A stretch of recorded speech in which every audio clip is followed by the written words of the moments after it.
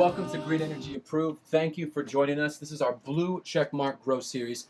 All the items you see right here are designed so that you can grow your own food and stay healthy.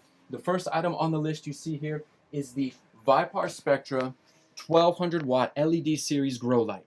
It only pumps out about 545 watts. I bet you thought it pumps out about 1,000. Nope, 545 watts. It saves you money and it saves energy. Some of the other things you're going to see in here, we have a food-grade plastic tray to put all your goodies. You can grow your basil, you can grow your thyme, you can grow your whatever you want to grow. You can grow it right here. We have two types of fans. We have an inline duct fan to keep the air circulated. We have an oscillating fan. It rotates to keep it moving.